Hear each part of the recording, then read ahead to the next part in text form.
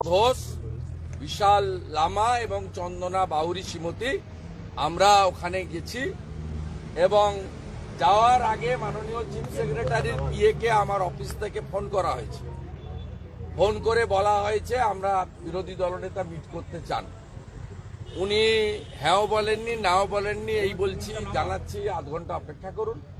আমরা গেছি এবং আমাদেরকে সেখানে অ্যালাউ করা হয়েছে। আমরা চিফ সেক্রেটারির ওয়েটিং রুমে খানিকটা বসেছি, তারপরে উনার কাছে আমাদের বক্তব্য রেজিস্টার করেছি। উনি একটা সময় আমাকে বলছিলেন যদি স্যার রিটিন কিছু থাকে দিন।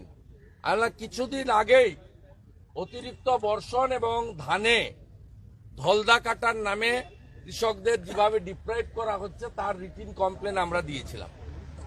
আমাদের দুদিন আগে উত্তরবঙ্গের এমএলএ নিউরো সার্জন নিয়ে মুখ্যমন্ত্রীকে চিঠি দিয়েছেন। আপনারা আমাদের কথা তো দূরের কথা, চিঠিকে পর্যন্ত প্রাপ্তি স্বীকার করেন না।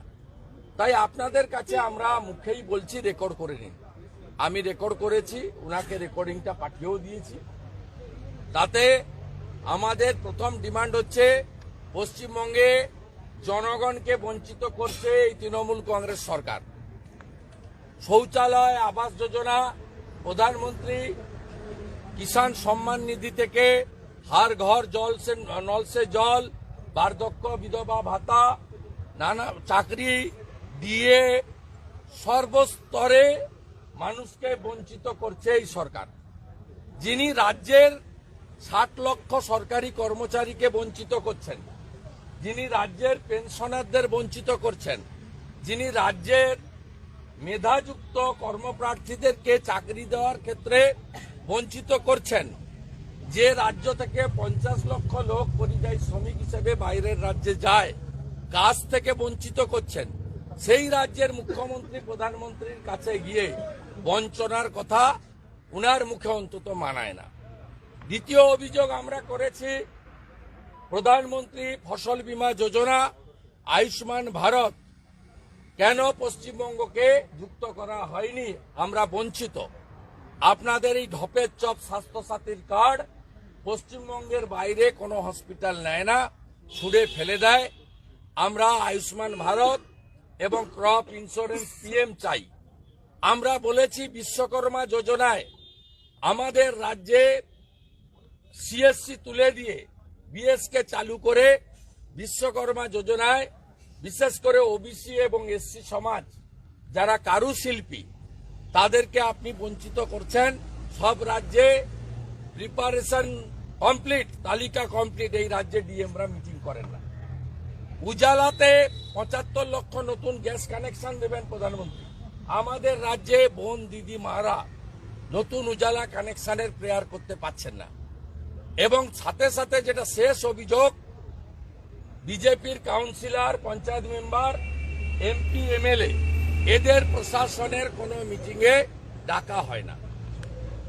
এবং সম্প্রতি মুখ্যমন্ত্রী উত্তরবঙ্গে যে কটা জায়গায় পাবলিক ডিস্ট্রিবিউশন করেছেন সেখানে বিজেপি এমএলএ হওয়ার বা এমপি হওয়ার সুবাদে আমাদের জনপ্রতিনিধিদেরকে মর্যাদা দেয় না।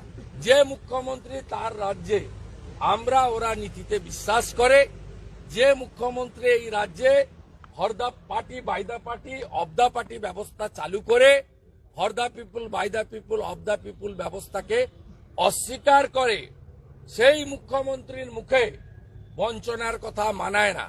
যিনি দার্জিলিং এর পাহাড়ের নেপালি গোর্খাদের বঞ্চিত করেছেন, চা বাগানের শ্রমিকদেরকে বঞ্চিত করেছেন, ভুয়া পাট্টার নামে তাদের ভোট নেওয়ার জন্য লোক দেখানো জরিপ করছেন, যিনি জঙ্গলমহলে কুর্মী, আদিবাসী, বাউরি সমাজকে বঞ্চিত করছেন, যিনি ওবিসি হিন্দু সমাজকে বঞ্চিত করছেন, যিনি সুন্দরবনে মানুষকে ন্যূনতম পরিষেবা দিতে পারেন না, স্বাস্থ্য পরিষেবা, সেই মুখ্যমন্ত্রীর মুখে আর রাজ্যের বঞ্চনা মানায় না।